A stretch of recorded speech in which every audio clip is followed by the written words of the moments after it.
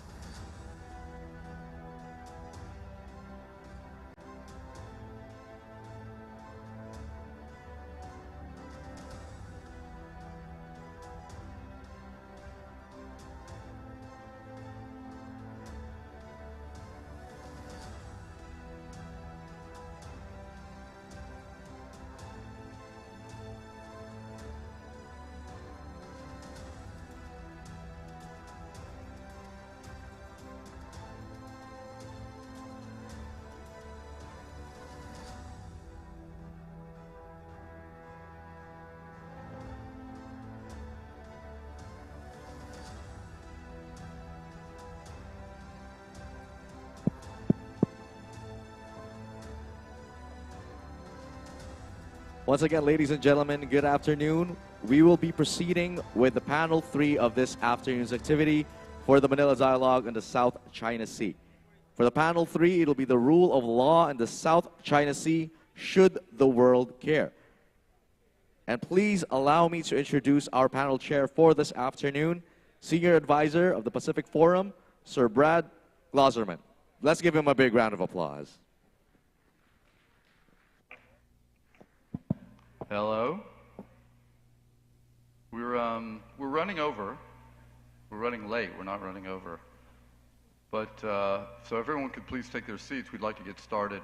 While you're taking your seats, I'd like to thank the organizers, blah, blah, blah, and move on to our outstanding panel of speakers. We're discussing in panel 3 the rule of law in the South China Sea, should the world care? I think the answer is very obviously yes.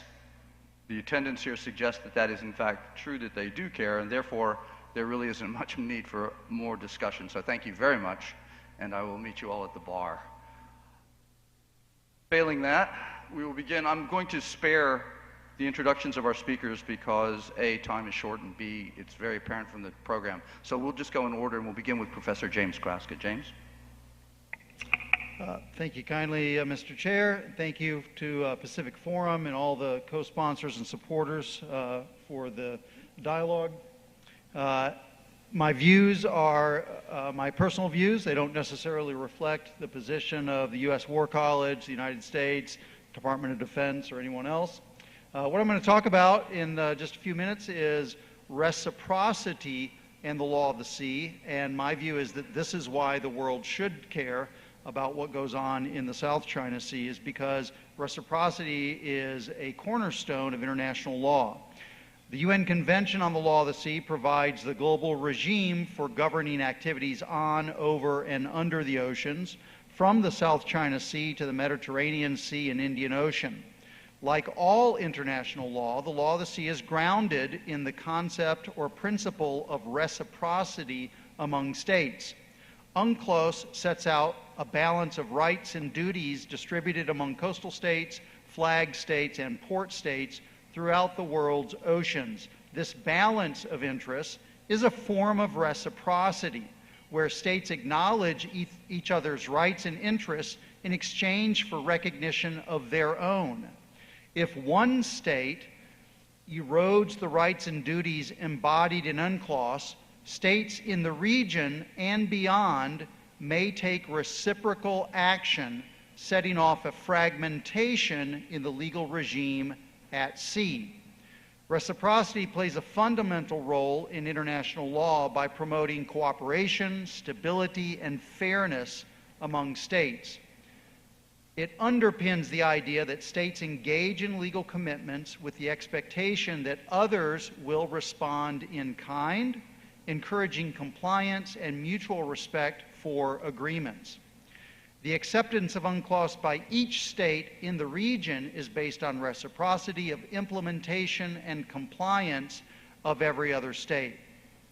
UNCLOS has captured reciprocal rights and obligations in numerous regimes that are reflected in the treaty.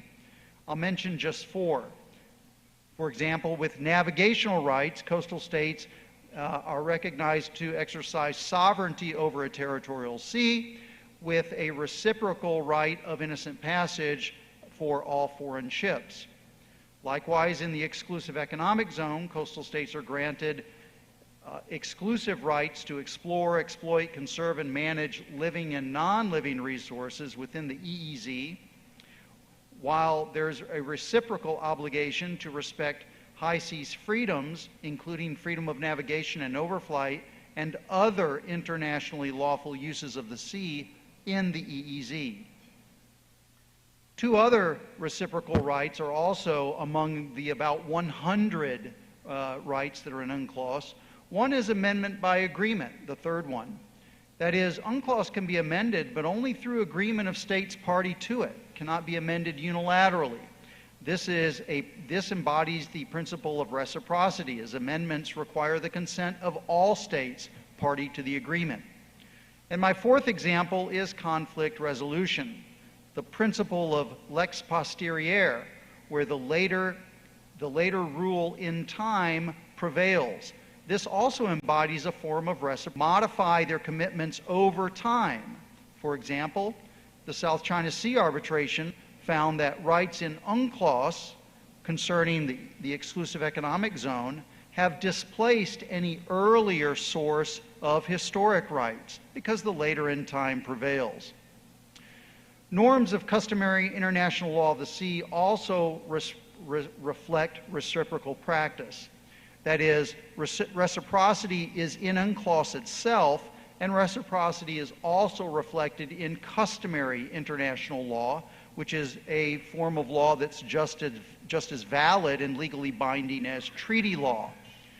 This principle is a key element of the U.S. statement by President Ronald Reagan on UNCLOS that was made on March 10th of 1983 and still reflects U.S. policy today. Reagan said, first, the United States is prepared to accept. This understanding is widely appreciated throughout the world, but it was coupled with a second part on reciprocity that is frequently overlooked and that may gain new traction in the next administration.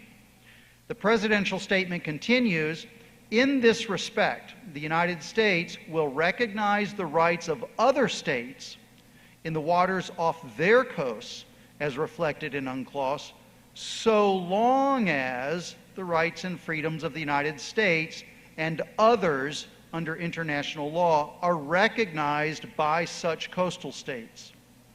This is an explicit presidential statement that the United States views the rules in a reciprocal fashion. If the United States revisits the Reagan policy, we might wonder whether it could apply the same restrictions to China as Beijing now does to warships and military aircraft of the United States. China routinely conducts naval intelligence collection and military exercises in the U.S. EEZ off the coast of Guam, Hawaii, Alaska, and the EEZs of every state in East Asia. The United States may begin to adopt reciprocal navigational regimes, such as not recognizing innocent passage of Chinese warships in the U.S. territorial sea in the Aleutian Islands or high seas freedoms in the U.S. EEZ. Other states might follow this example. Regardless of the status of Taiwan, if Japan and the Philippines began to restrict foreign naval operations in their EEZ, as China purports to do in its EEZ, the PLA Navy would be closed off from the high seas. It would be zone locked. The United States is moving in this direction of unilateral action as we know, in trade disputes and other aspects of international relationships to rectify what it believes has been disparate treatment or lack of reciprocity. For example, the United States has moved sharply to implement tariffs on steel and protect U.S. semiconductor industry through the CHIPS Act. And this movement, of course, is bipartisan and will only accelerate. Finally, I'll end with one regional state that may already be incorporating this thinking. Beijing has constructed massive artificial islands with cutter suction dredging and then converted them into military outposts with runways and missile defense. Now, Vietnam has embarked on building up its own artificial islands in the South China Sea in reciprocal fashion. Vietnam is building artificial islands on dozens of atolls in the region, including Nam Yet Island. In the past 3 years, Vietnam has increased its artificial land in the region tenfold. Vietnam added more than 600 acres of dry land to its holdings in the Spratly Islands over the past year alone, using a combination of shore-based dredging equipment and cutter suction dredgers. The largest amount of activity was on Bark Canada Island. It is now nearly 3 miles long and has enough space to develop a strategic airstrip of military value, 3,000 plus meters. These examples underscore the principle of reciprocity at work. If states do not comply with their obligations under UNCLOS, we may expect other states to take reciprocal action, which will undermine the stability of the rule of law in the South China Sea and indeed diminish the regime of the law of the sea worldwide. Thank you. Thank you, James. We now turn to Dr. Chae Won-gi from the Diplomatic Academy or the Korean National Diplomatic Academy. Thank you, Brett. I'll make a very short remarks about South Korea's perceptions and positions on South China Sea. Because Korea's position has not been so terribly clear in the past, I will try to clarify by sharing my personal observations. First, South Korea has a vital interest in the stability of South China Sea maritime transportation routes. Apart from Korea's principled position on the rule of law and respect for UNCLOS, Korea is de facto an island state in terms of its geopolitical and geoeconomic location. So we are completely cut off from the Eurasian continent because of North Korea. For this reason, our economic fortune is completely tied to and dependent on the stability of the maritime transportation routes, including the ones in the South China Sea. So it is natural and inevitable for us to have a keen interest in the situations of the South China Sea and speak out if necessary. And we find it very necessary to speak out on the South China Sea, given what's going on right now, and take actions based on our national interest and principles of international rules and norms. Second, I believe South Korean perception and position on South China Sea are primarily shaped by two factors. The first one is a deep sense of crisis about the erosion of rules-based maritime order in the South China Sea. The second one is a sense of responsibility in South Korea's strategic thinking that we need to step up and join forces with other law-respecting and law-abiding countries in making sure that South China Sea remains as a stable and peaceful region that is open and common to all. Of course, our first order security priority is North Korea. However, North Korea's security threat is not the only issue that makes us feel uncomfortable, concerned, and even threatened. So the current situation in the South China Sea is such a case that makes us feel uncomfortable and very concerned. Finally, we are also very concerned about the aggressive behaviors against the countries in the South China Sea, like the Philippines, who claim lawful rights about their EEZ and maritime jurisdictions based on the UNCLOS. In this respect, the ongoing disputes and disruptions in the South China Sea are a source of grave concern for us. To my knowledge, China argues that the situation in the South China Sea is stabilizing, even if its aggressive and coercive behaviors, such as deliberate, intentional, and calculated ramming, as well as water cannon attacks on the Philippines Coast Guard and civilian vessels, are happening almost on a daily basis. I think South Korea opposes these violent behaviors and coercive actions, not to mention the excessive claims that have no legal basis, as well as its militarization of key features in the spread list. So I think we have every reason to care about the past and current worrisome developments in the South China Sea. So I close my remarks by reiterating that South Korea has a firm commitment to a free and open Indo-Pacific based on the rule of law and peaceful resolution of disputes, including the ones in the South China Sea and West Philippine Sea. I stop here and thank you.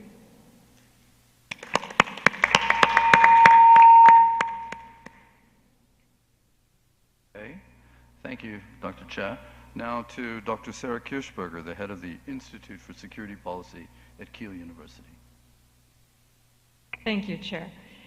Yeah, I think as the only European speaker on this panel, I will focus a bit on the European different naval deployments that we've been seeing this year in the South China Sea and explain the rationale behind to answer the question whether Europe cares about the situation in the South China Sea. And I think a lot of the perception in Europe actually aligns with what the colleague from South Korea just described. It's a deeply unsettling erosion of order that Europeans are increasingly worried about. So this year, we've actually been seeing substantial difference to previous years of European activity in the South China Sea. So traditionally, what you see in the South China Sea is France and UK deployments normally, and very occasionally individual ships from Europe coming through, but nothing very regular. So this year alone, we had 4 different Indo-Pacific deployments from European countries: the Netherlands, Turkey, Germany, and Italy. And 3 of these 4 NATO countries actually chose to go also through the Taiwan Strait. And they did not usually do this before, or never done this before in some cases. So without going into any of the specifics, because these are very different deployments, they were not coordinated as far as I can say. They were also conducted in very different manners with very different types of naval vessels. So the Italians sent a carrier strike group and the Turks a corvette, very different naval vessels. But nonetheless, in some, that is just a number and a presence, a type of presence that we've not been seeing. And it's not going to be the end of the story, because Norway and Greece have already said that they will deploy units to the Indo-Pacific soon. Norway will in fact join our British carrier strike group next year. And Denmark is also considering the possibility that it may have to do this at some point in the future. So given the very limited naval resources that European nations have at their disposal at the current time, as a result of reductions of fleets after the end of the Cold War. The question is, why are they doing this? What are they hoping to accomplish? Are they really trying to stir the pot to gang up on China at the instigation of the United States, as some powers allege? I think that's not a fair description of what drives these deployments. I think there are quite a few drivers behind the hard decisions for the small European countries. And I think the chief worry is really the worry over the deteriorating security environment globally. In particular, the danger of war in Taiwan, but also the hotspots in the South China Sea. And it's also the case that the EU as an organization has become so worried that it has put pressure on its member states to think about ways of contributing to a collective effort at preserving the status quo. There's also, I think, an effect from the transparency initiative, particularly of the Philippines, but also of other countries, being more vocal about the types of difficulties that they encounter at sea. Because previously, when these incidents were not made public, in Europe the perception often was there's no there, there's nothing going on there. It was very hard actually to make the case as a scholar, yes, there are problems, because people didn't see it in the news. So now that they see it, it's much easier to act on it. So I can only encourage all the claimant nations to be more transparent. And I find the idea excellent that was previously mentioned about maybe a database of some sort that collects all the incidents as a basis for scholarly research. Another major driver of the European efforts is China's cooperation with Russia in joint naval activity, but also China's enabling role in the Ukraine war. We've been seeing China exercising with the Russian Navy in European waters for about a decade now. And this has never been hindered or censored by the European nations, but obviously it combines with the Chinese wolf warrior diplomacy and coercive trade practices, and very recently also with gray zone behavior that we've been seeing, in particular an incident in the Baltic Sea, the Baltic Connector case, where a Hong Kong flagged vessel traveling in tandem with a Russian vessel destroyed a gas pipeline and several data cables by dragging its anchor over the seabed. So that was one incident where we've been seeing the same type of gray zone activity that we've been seeing in East Asia. So I would say after all of this, it's not to be wondered at that the Europeans are now making these hard choices of devoting some of their naval resources to a joint effort at preserving stability. That is the aim here. And I think it's only the logical consequence of this decision of China to cooperate so closely with Russia. And it's just to be expected that this will increase. And it's also potentially the case that these experiences that the European navies are gathering through interactions with the local counterparts and through personally experiencing the harassment, that this will ultimately lead also to actually a capability enhancement on the part of the Europeans. They will probably make different procurement decisions in the future, and they may actually learn from this. So this is one possible effect. Yeah, I close with these remarks. Thank you. Thank you very much, Dr. Kirschberger. We have a fourth panelist who is joining us online from Beijing, I believe. Or no, Wuhan, I suppose, from Professor Lei Xiaolu. Should be somewhere. From the Institute of Boundary and Ocean Studies at Wuhan University. Professor, there you are, over in the corner. Great to have you, I suppose. Please, the floor is yours. Oh, thank you. First of all, I'd like to express my, so can you hear me right now? Yes, we can, thank you. Okay, and the screen?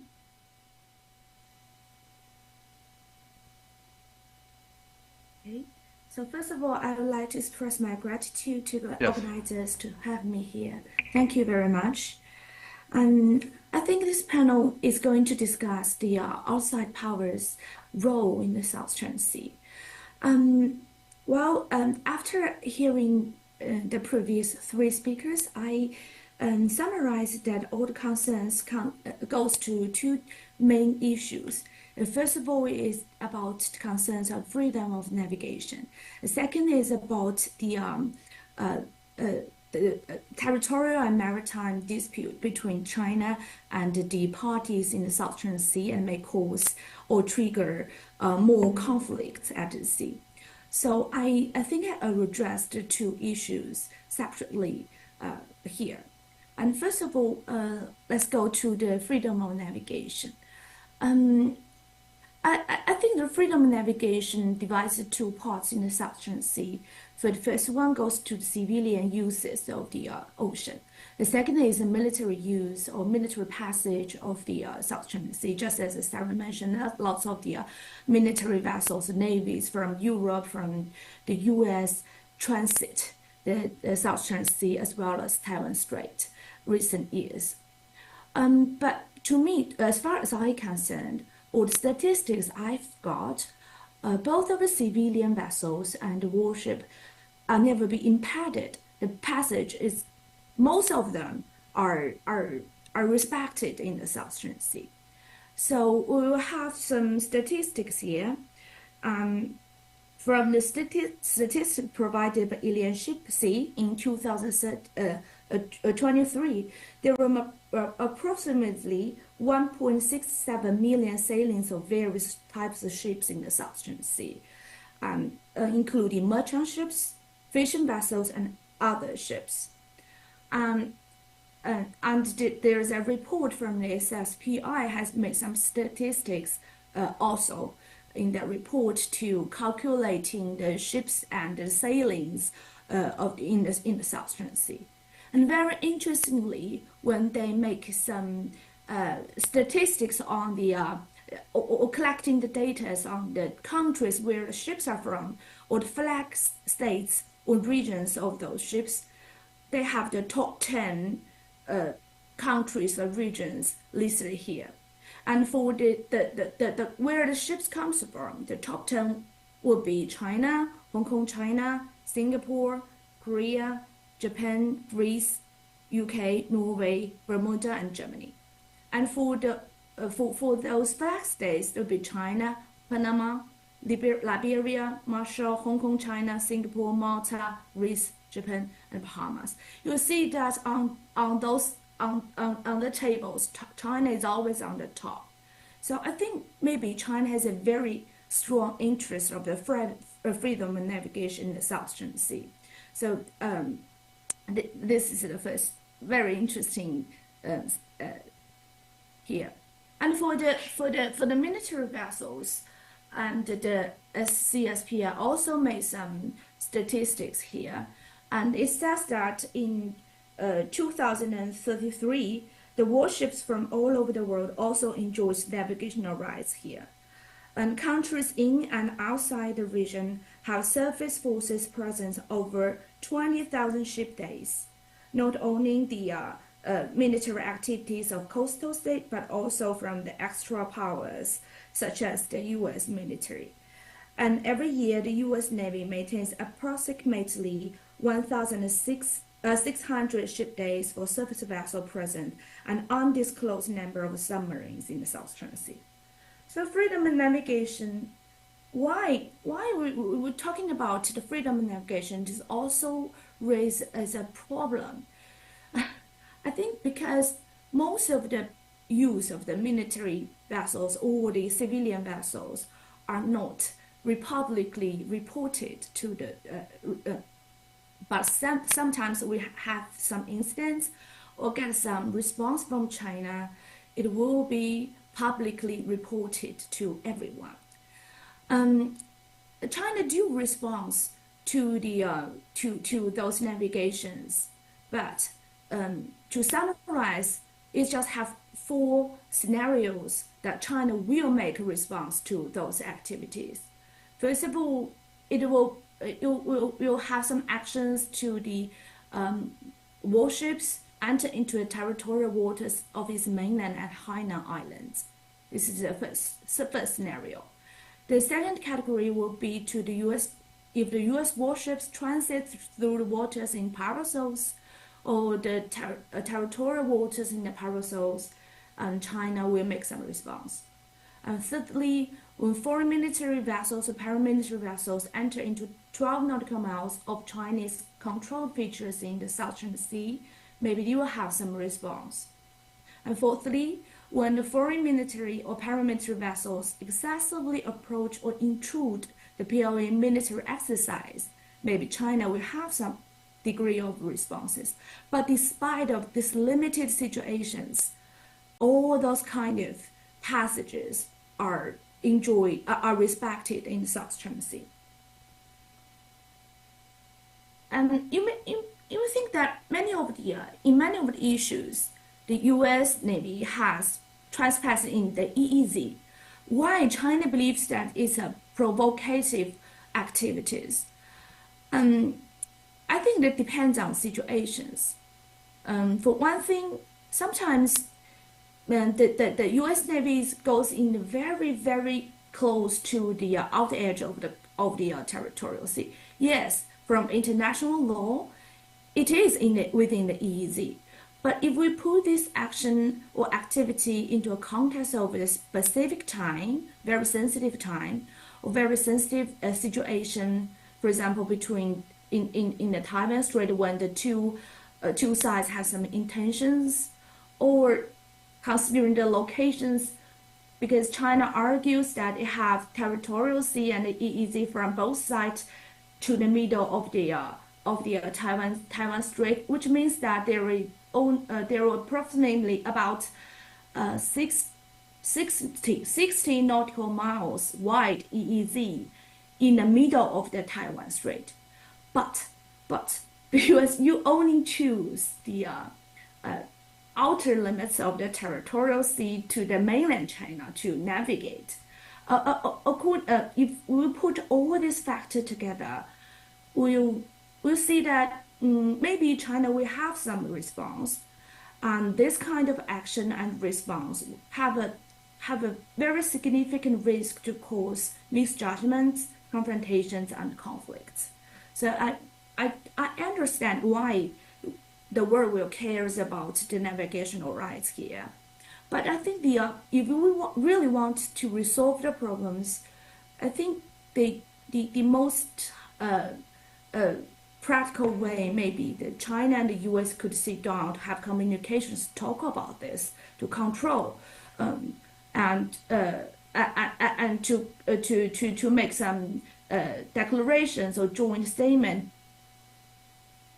And secondly, we will consider about the disputes, about the territorial dispute and maritime dispute in the South China Sea. First of all, I'd like to say that the main dispute features in Spratly Islands are not situated in the major sea lane of the South China Sea. So the impact of the dispute is very to the freedom of navigation or to the navigation activities in the South China Sea is very limited. And secondly, we have some collisions, just as previous speakers mentioned, some collisions in the South China Sea in the hotspot, in some hotspots, especially in Spratlys.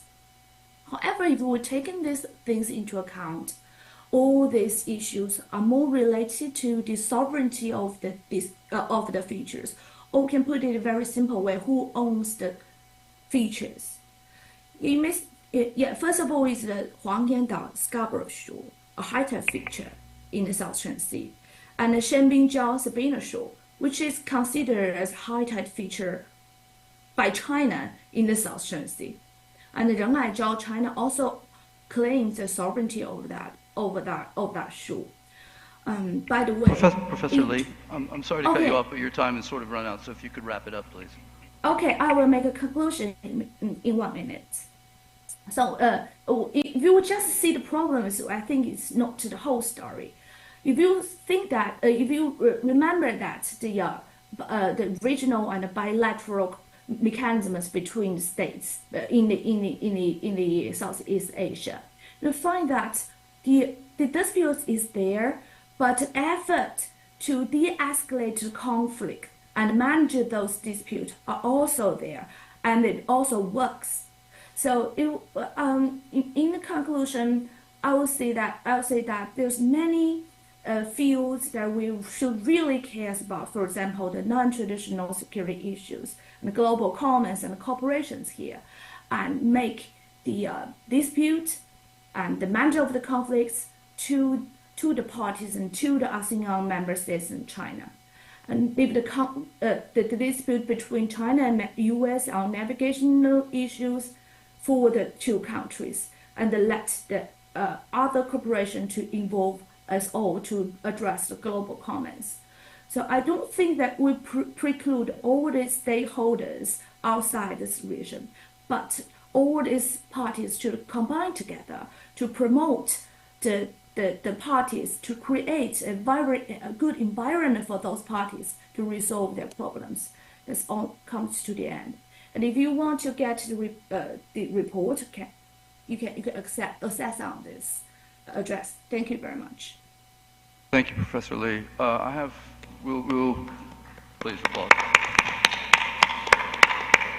As in previous panels, I will take questions in groups. I have 3 placards up, I believe at this point 4. Great, more, excellent. I urge you to put your placards up, or otherwise I'll be forced to ask questions. But I do want to pose, before we take our first 3, I do want to pose a question to the group, which is this: the description of this session begins with "some argue that external factors should refrain."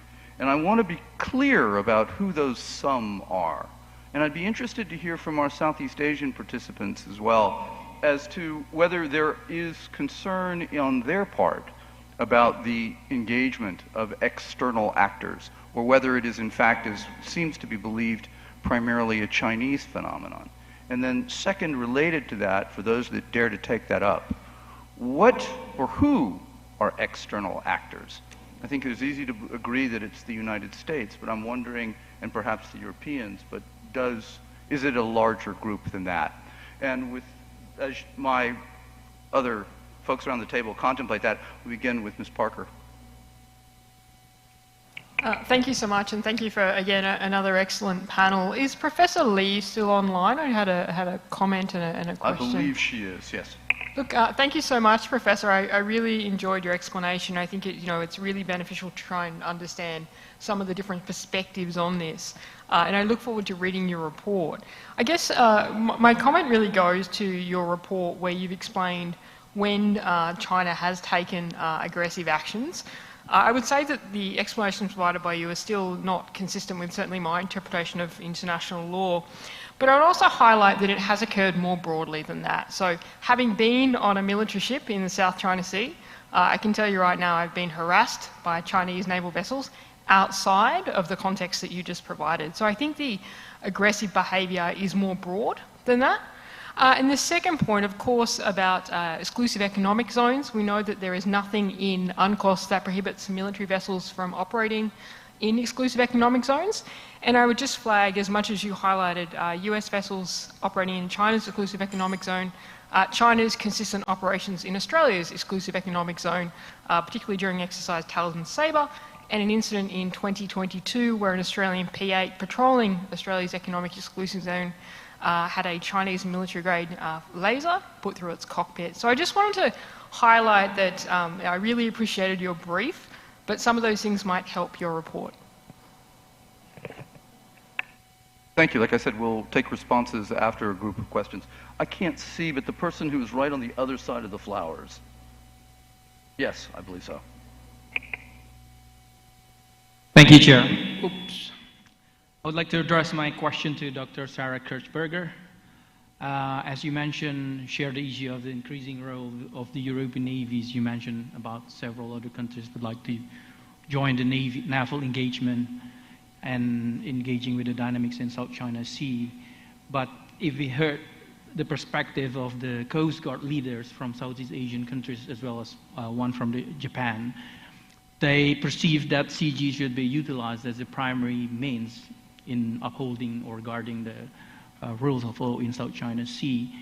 With this kind of perception and environment, I would like to know how actually do you see those intended European countries will synchronize their efforts with this kind of environment? Because this morning we heard the issue about jurisdiction, domestic and international law. And with this kind of intention, at the moment we have EU as part of, of the platform of ASEAN. We have a number of strategic dialogue partners. There's already EU. I noticed that UK has already proposed, gained the access. Will these European countries as well try to propose membership? And if they acquire, like, let's say, observer status, how will it contradict with the EU status as the dialogue partner of ASEAN itself? Sorry, membership of what? I could not hear. ASEAN dialogue partners. Oh, okay. Yeah, there are various countries as strategic dialogue partners. Countries as well as, if I'm not mistaken, EU is considered one of the strategic dialogue partners. And with the involvement of more extra-regional countries or actors, these European countries, of course, there will be action and reactions. And Russia has become one of the dialogue partners as well.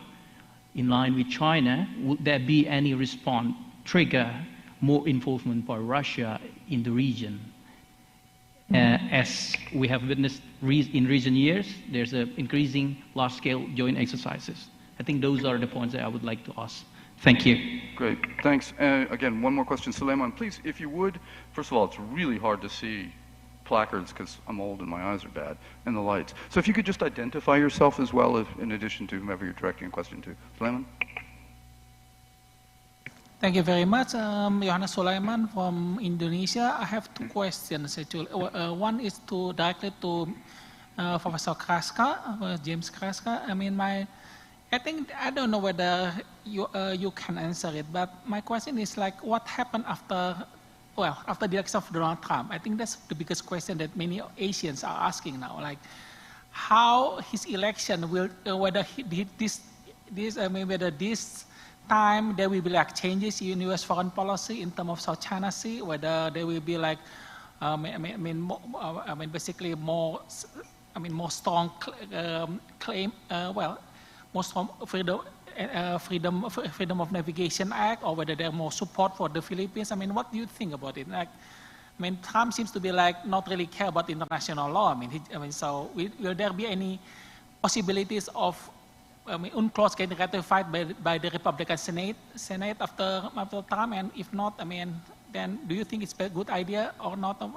Just tell us, like, what do you think Trump South China Sea policy will be? I think that's everybody the biggest question, everyone. And then second, to Professor Lei, I'm kind of wondering about your data actually. When you say that Bermuda is the number 8 source of international, of the origin, I'm kind of wondering like how you get your data is. I know Bermuda is a nice place, but I'm not sure where where this Bermuda is coming from as a source for ships coming from to South China Sea. Can you elaborate on how you get the data? Thank you. Just to be clear, I think, be careful, those are flagged ships, not necessarily Bermudian. The flagship is on the right side. Okay, we'll have Professor Lei answer your question. Let's take it in order of the panelists again. James, you first, please. Thank you for the question. So I'm going to avoid sort of trying to prognosticate on kind of strategically what major issues, and just offer a few thoughts. The first is that it was the Trump administration that began the freedom of navigation operations in the South China Sea, so I think that you can expect more of that. And then the second, based upon my paper and the idea of reciprocity, is that I think you can imagine that there may, I'm not sure, but that there may be a greater sense of equivalent or reciprocal transactions. And so in this sense, I think that since World War II, the United States has been very willing to kind of absorb costs for the global system, and that it's less and less inclined to do so on trade and security. And my view is that you'll see a continued acceleration to expect European states, NATO European states, to bear a greater burden to balance Russian and Iranian threats, to free up resources for the United States to be able to work with allies and partners in East Asia to counter the China threat. Thanks.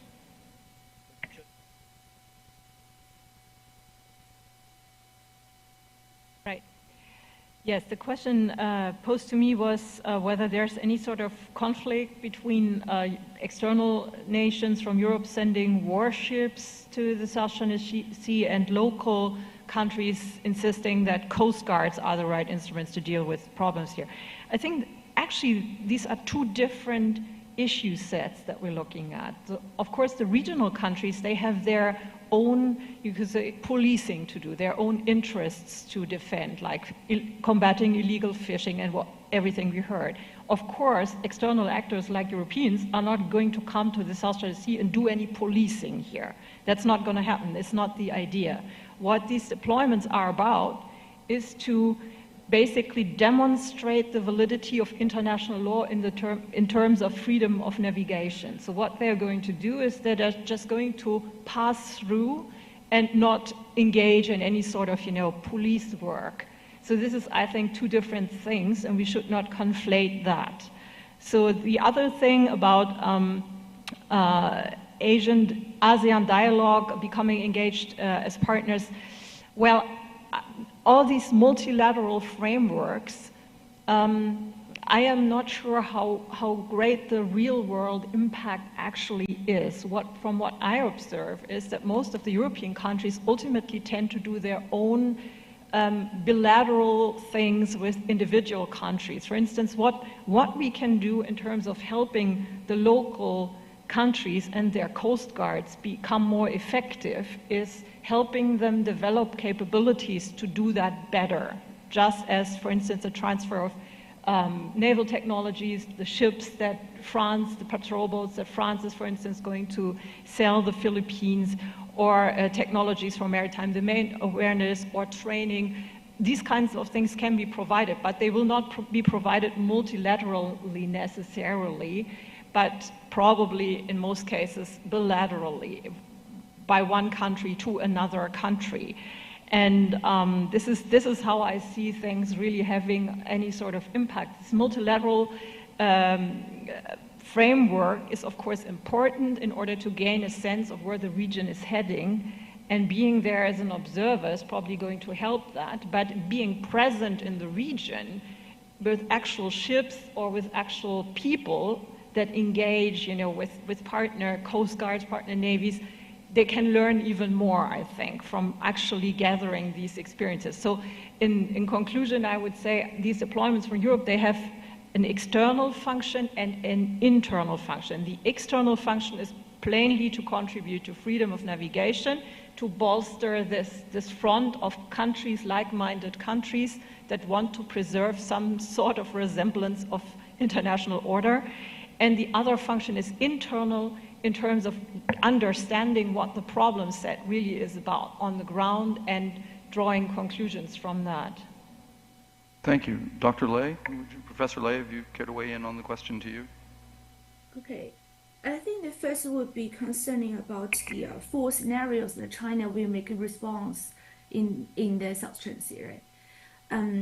I think in the South China Sea, China really has the 2 full scenarios to make a response, as far as I know. But if there's any scenarios that are not in the public domain, so I cannot collect that information. But from the public domain I have collected, China has those 4 will make a response in that 4 scenarios.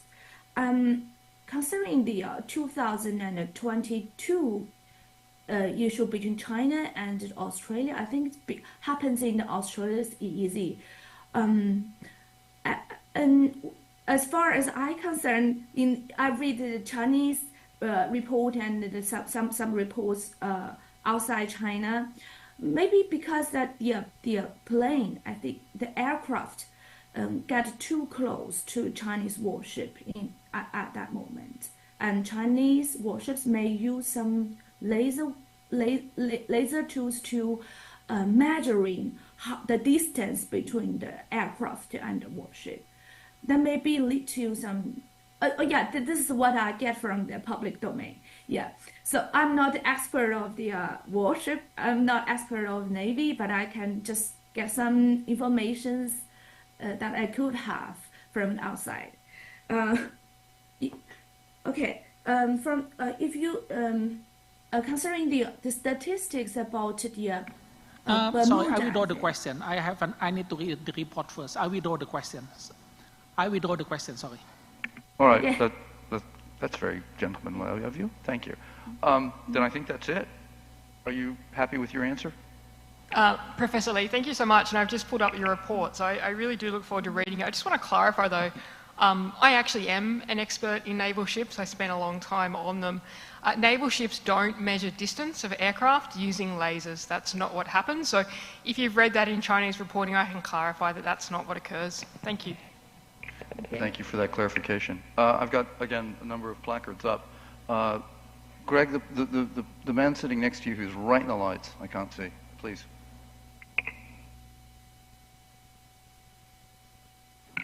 Sorry, my name is Hendrickson, but I'm an imposter. I was Dr. Wu before. I would like to give some additional information to Professor James Kraska on his comment on Vietnam works on the Spratlys. For your information, in addition to the airstrip, we also build other things. We also build schools, we also build pagodas, and we also build hospitals. All of those infrastructures would serve to improve the life of the fishermen, Vietnamese fishermen who go through this area.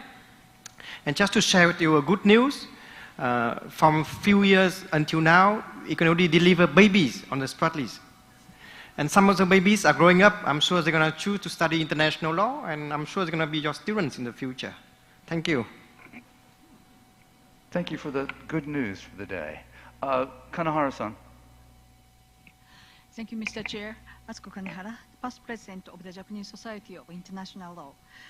My comment or question could be addressed to James' explanation on reciprocity. I would like to Can you speak a little more directly into the microphone, Sorry. please? I would like to focus upon the two issues in the South China Sea, issues of territorial sovereignty and maritime delimitation. They have, to my knowledge, two aspects. One, bilateral or reciprocal aspect, and second, erga omnes or common aspect. Let me take an example of the South China Sea arbitration. Judicial or arbitral procedures have two functions to discharge. First, to resolve the dispute. This is the bilateral or reciprocal aspect. And the second, to declare laws. This is the common aspect. So, for this common aspect, I think going back to the title of panel 3, should the world care? Yes, it should care. Thank you. Thank you very much, Ray. My question is directed to Professor Lei. My name is Ray Powell. I'm at Stanford University at Project Sea Light, and I track ships. And over the past 2 years, I have tracked on many occasions China Coast Guard and maritime militia ships intercepting Philippine Coast Guard, fisheries, and even civilian vessels well over 50 nautical miles away from any feature. So I have two questions. One, do you deny that this has happened? And two, if it has happened, what is the justification for it? Thank you. Thank you. Admiral Chatoon.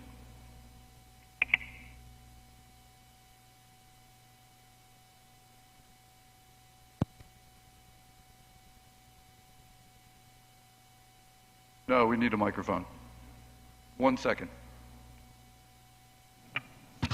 Yeah, okay.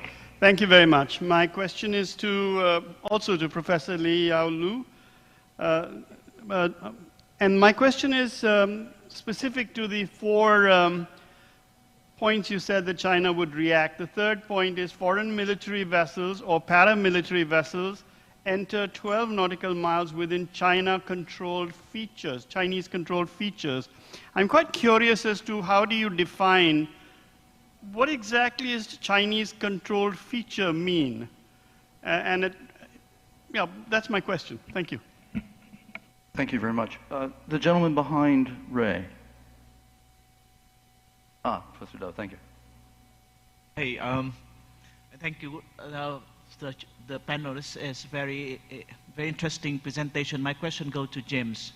So, I mean that for a long time that some country would take, the UNCLOS or maybe the international law for double standard in the way that they claim the rights in other country maritime zones and why deny, the rights of other country on that. So the principle of reciprocity is very important so that it could give, proportionate treatment to each other. So I'm wondering that kind of idea is more popular in US and also may ask other panelists that other countries may willing to take that principle. So that would give, the same treatment if the Chinese vessel passing through or maybe do the exercise or other that in their waters. Yeah. Thank you. I'm going to go back to the speakers, and then we should have time at least for one more round. I would ask if anyone has any questions for Dr. Che. I'm sure he's feeling a little neglected at this point. And secondly, I want to remind the Southeast Asians of my question about whether or not any of you might share the views of who is an external power and their rightful involvement. And I warn some folks around the table that if I don't get answers, I'm going to call on you, Daniel. So just as a heads up. Well, again, we'll start with, why don't we start actually with Professor Lee, and we'll work our way backwards to through the panel, please. Okay, thank you, Chair. And first of all, I'd like to address the Chair's question a little bit first. Who is the external powers? For me, in different issues, we have different external powers. Because, first of all, I think the core issue would be the territorial dispute between China and some ASEAN member states. And this is the first layer. And outside the parties directly concerned about territorial dispute, those countries are outside the dispute, right? The second about the maritime dispute between China and the ASEAN member states. And also, if the interest is not involved, they may be outside this dispute. And for some navigational rights and some navigational issues, then there will be China, the coastal state, and other states. They will all be involved. And for address some global comments such as marine environment protection and some non-traditional issues, and then more actors will be involved. So I think in different layers of the dispute in the South China Sea or issues in the South China Sea, I think the outside powers is not the same. And secondly, I address to the Philippines Coast Guards and the China confrontations. I think most of the issues happens in the very adjacent waters to those disputed maritime features. And the Philippines Coastal Guards cannot be the activities cannot be considered fair, just the freedom of navigation or navigate or passage to those maritime features. They're going to intrude the adjacent waters of Scarborough Shoal. They are going to get some military supplies to the warships at the Scarborough Shoal. They will stay in the Sabina Lagoon, and those are all concerned about their sovereignty. dispute between China and the Philippines. So maybe China will make the response is very different from the scenario that China and other states really enjoys navigational rights or really conduct passage activities in the South China Sea. So I think these are two very different issues. And secondly, about the Chinese control features, we all know that China argues or claims the sovereignty over 4 Shan Islands, which means the Spratleys, Parasols, Pratas, and Scarborough Shoal, as the Liu Xiaobo has mentioned. And the sovereignty is as a whole, right? Have Spratly as a whole. But China does not occupy all those maritime features. There's still many inhabited features in the South China Sea. But China exercise self-constraint just to do some response to those activities that enter into the maritime features that China occupied in the South China Sea within the 12 nautical miles. So that's my answer to the Chinese control features. That's all. Thank you. Thank you, Sarah. There was no question addressed specifically to me. Let's save the time for the others. Thanks for the question. The question is, with regard to reciprocity, I would offer a couple of thoughts. I think every observer in the room will relate to the Trump administration instituting tariffs. Those tariffs continued in very much a bipartisan manner in the Biden administration, minus the mean tweets, but the substance was the same. Indeed, they were expanded to the steel industry as well as to the semiconductor industry, and we can expect more of the same. And so there's this mentality, in my personal view, which is kind of a sense of exhaustion, $36 trillion in U.S. debt, and an unwillingness to bear sort of disproportionate costs, and insisting on sort of right-sizing the burden sharing.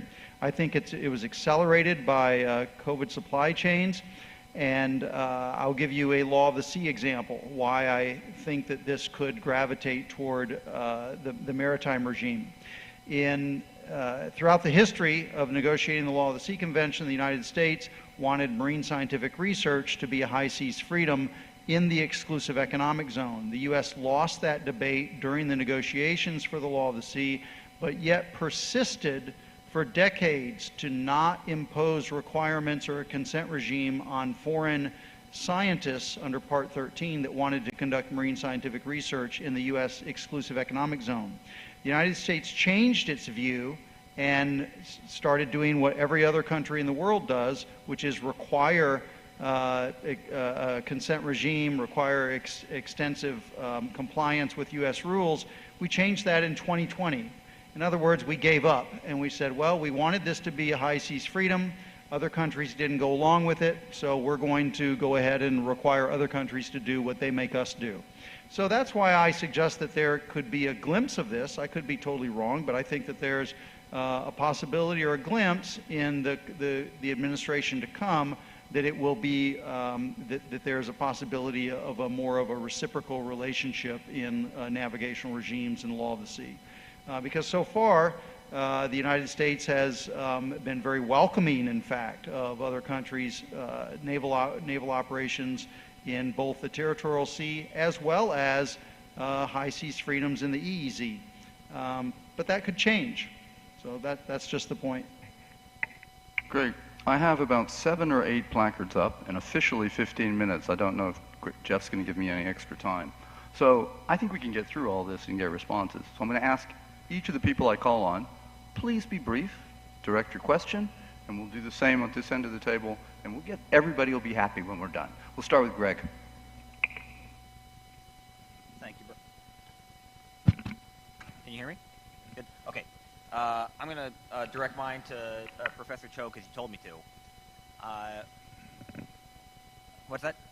Closer to the mic. Can you hear me okay? Okay. So for Professor Cho, South Korea has been somewhat late to the game in getting more involved in the South China Sea, just endorsed the arbitral award as part of the Camp David joint statement. So how much is this new activism, let's say, a result of the Yoon administration, and how much is it a more kind of deeply held shift in Korea's view of the South China Sea as impinging on its own national interests? Ronnie, please.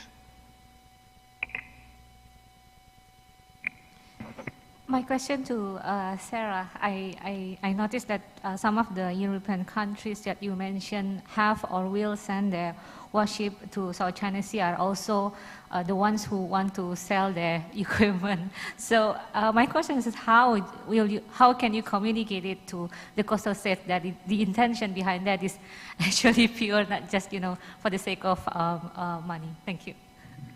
Thank you. Alessio. Can you repeat the last part? I did not catch it. I'm sorry. The last part.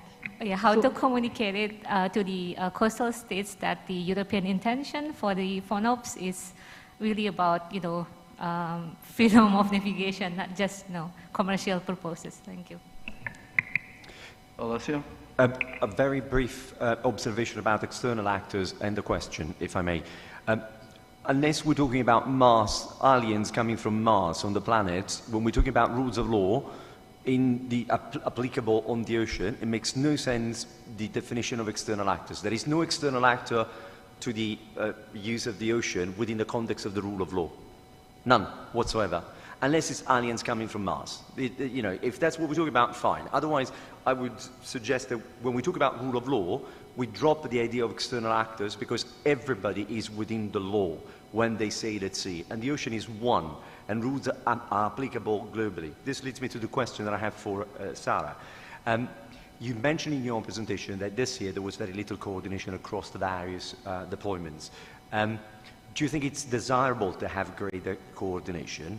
And to what extent you see this happening, starting with CSG 25 next year? Thank you. Thank you. Ms. Chan?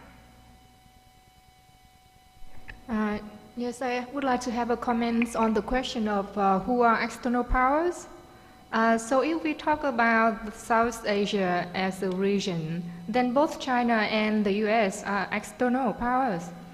But then if we talk about the Indo-Pacific as a region, then both of them include in the region. So if we want to talk about the South China Sea disputes, I think the better word would be the United States is a non-claimant, but is a stakeholder. So, Antia, thanks. Thank you for answering my question. Mr. Lee.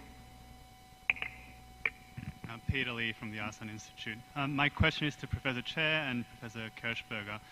So we kept talking about reciprocity, so I was struck by the idea of reciprocal access agreements.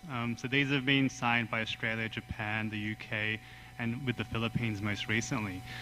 So do you see any way that that can have a dual-use purpose in terms of complicating Chinese thinking on the South China Sea? Thank you. Ms. Yi. Thank you. I just want to add on the water cannon use. China has only used the water cannon towards Philippines. And is it an isolated incident, or is it an isolated case that China has not used the water cannon on other countries? And secondly, just to build up, I did think the U.S. had a consistent South China Sea strategy. It has shifted its strategy based on the structural factor of the international order from the Cold War era to the post-Cold War era, the unipolar moment, and now the multipolar moment. So in 1996, the Nye Initiative, or the Nye report, initiated by Joseph Nye, argued that the U.S. military presence in the region, especially the East Asia region, had important consequences for the stability of the region and for the success of American politics, economic and security goals. This is aligned with Americans' national interest to maintain the security alliance in the region. And especially, I want to note the 2020 Trilateral Maritime Strategy established by the Trilateral Service of the U.S. The report's name is Advantage at Sea, and more specifically, it labeled China as a comprehensive threat to U.S. maintenance of its advantage at sea. So to answer the question of who is the external actor in the East Asia, I think the U.S. is. Thank you. Thank you very much. I have, I believe, a young leader with his placard up. So identify yourself and don't embarrass your program. Thank you so much. I am Atwat from Young Leaders Pacific Forums. So the thematic question for this panel is that should the world care? But as of now, the world means only government. I want to know more about public opinion in each country. What is the overall public opinion and how consequential is public opinion upon government policy option? Thank you. Thank you very much. I had, Suleiman, if you can be brief, because you've spoken once. Yeah, sorry, this is just an observation. I mean, I already read, the nice report that you told us, read, and it is basically, I find it this interesting. I mean, I quote directly here. In responding to such provocations, the road controls and other measures taken by China Coast Guard vessels do not fall into the realm of irregular navigation activities and therefore do not apply to collision avoidance rules. Basically, are you saying that China is allowed to break international law as long as they think the territory belongs to them? Thank you. Because it is said here in page 35 in your report, stating that it is fine to not to apply to collision avoidance rule because the Philippines keep provoking China.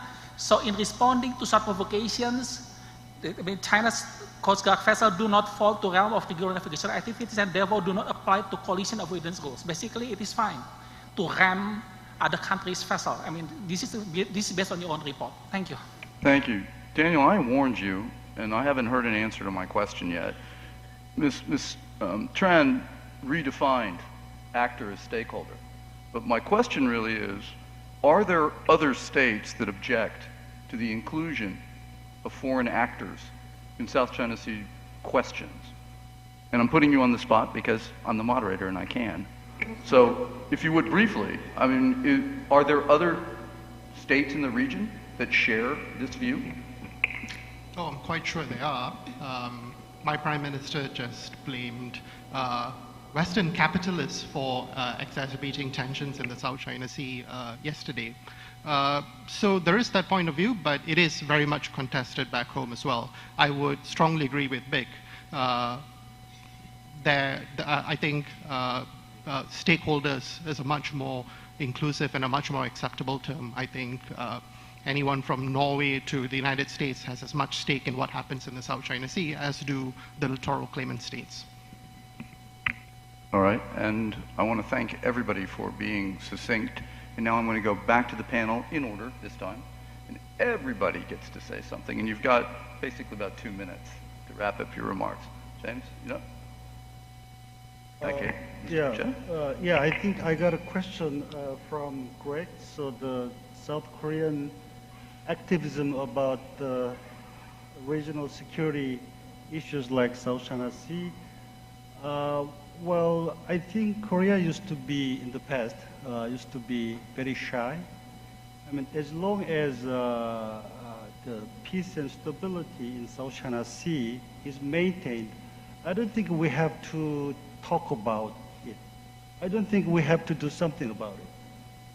But I mean, I think that it seems to me that South Korean perception is that the kind of crisis in the South China Sea reached to the point that we cannot anymore just stay away and just looking at the situation just like third-party bystander. We do have a critical stake, and in terms of the our kind of the principle on the rule of law and respect for international law, I mean. It's not really enough for us to stay away from the situation. And also, as I mentioned in my presentation, I think our sentiment is that we have a greater sense of crisis about the situation, and also we have a heightened sense, a sense of heightened national confidence recently acquired about our capability, which allow us to do positive things with regard to the issue. And also we have a higher sense of responsibility. I think all of these kind of changing perceptions led us to a little bit of stronger activism. Of course, we do have domestic polarization, very much divided partisan differences, but this is related to our national interest and related to the principle of respecting for international law. So I would expect that, of course, you have some fluctuations down the road, but I would say that South Korea is going for this direction down the road. Thank you. There were a couple of questions for me. First, the one, I think from Indonesia, about the commercial aspects of these Indo-Pacific deployments of European nations. Yeah, you're lucky. I have worked actually in the naval shipbuilding industry, so I know a thing or two about how hard it is to convince governments to give, time of a precious naval vessel to further industry export interests. It is not exactly easy, and you have to also look at whether the industry in question is state-owned or not. For instance, the Dutch and the German naval shipbuilders are not state-owned. They're private enterprises, and the government actually couldn't. Of course, they try to be somewhat helpful, but the industry can't order the Navy around and say, like, do this port visit or that. It's not like that. Of course, they will aim to sort of profit from the transit if that is possible, but it's only possible if there is a sales opportunity in one of these countries, if there's actually an open opportunity, a project, or if there's a pre-existing customer relationship. Otherwise, that's not really.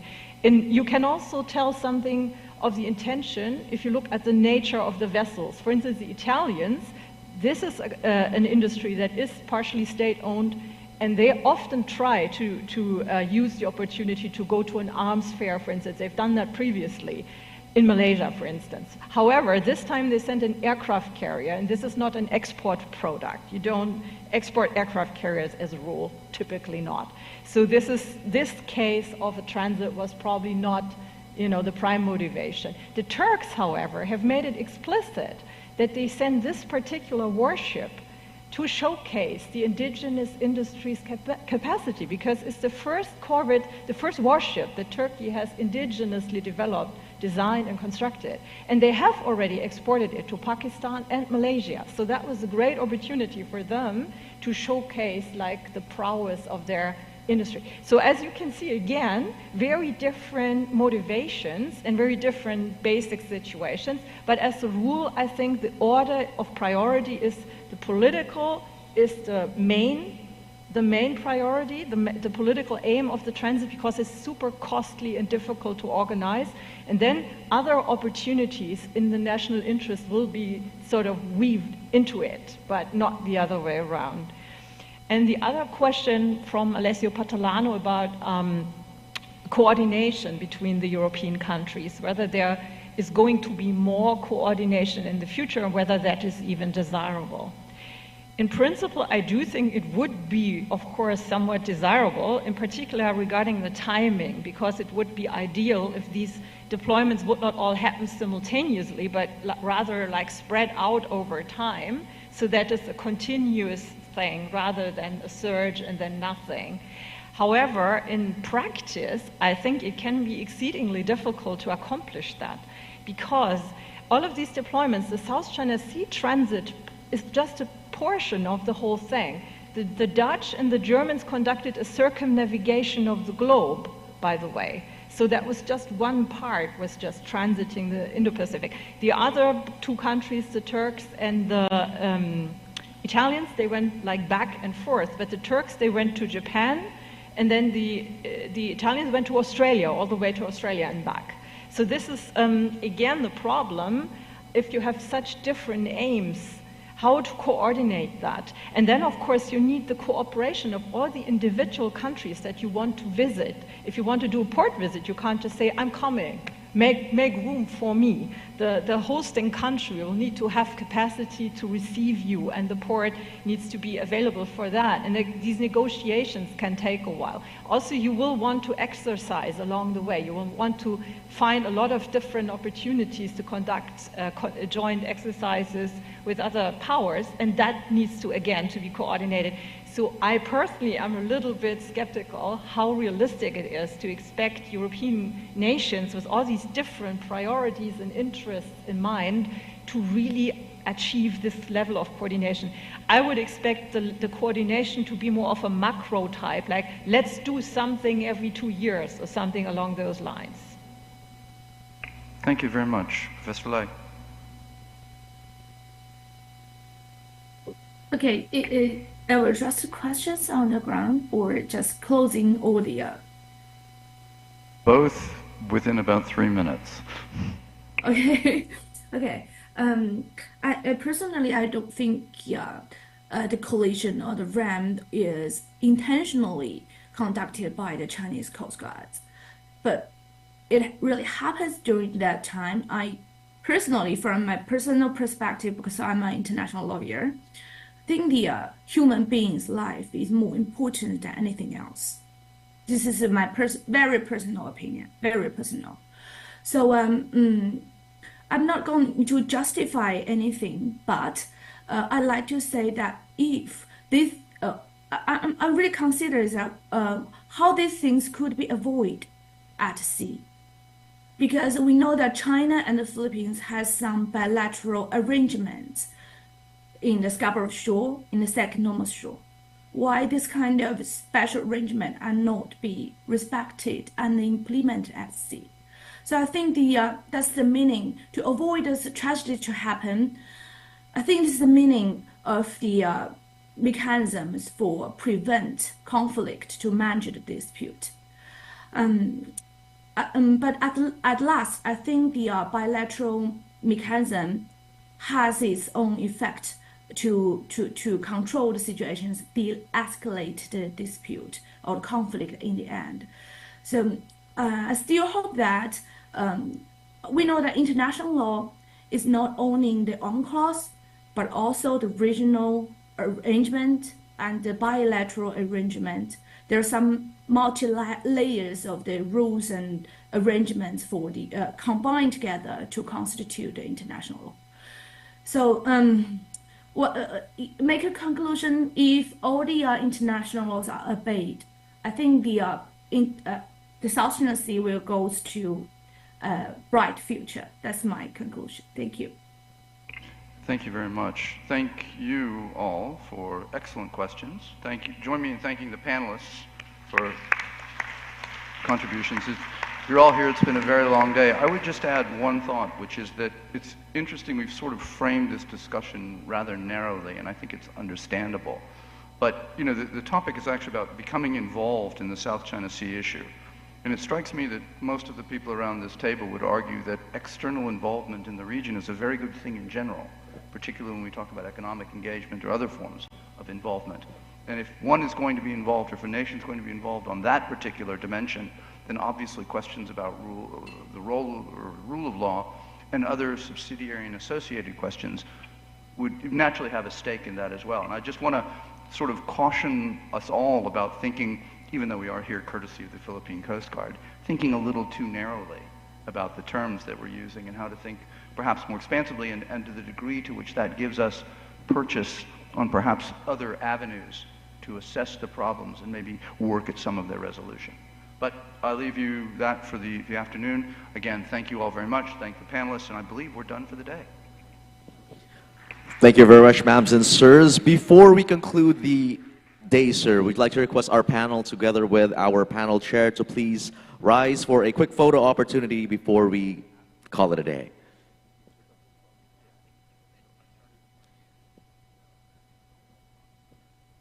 Yeah, may we request the Zoom to be opened as well so that we can include all of our panelists for this photo opportunity, please. Thank you.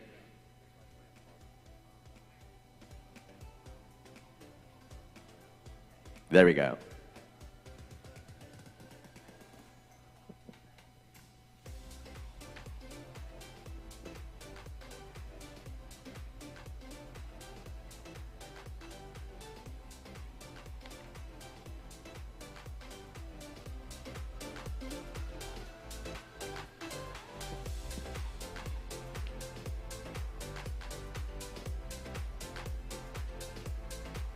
There we have it, ladies and gentlemen. Thank you very much for being with us for this afternoon and this whole day as well. Just a quick reminder that tomorrow our program for the next panel, for the panel 4, will start at exactly 9:15 a.m. And just a quick announcement to our friends from the media to please avoid doing interviews while the session is ongoing. Thank you very much. And to everyone, have a wonderful day.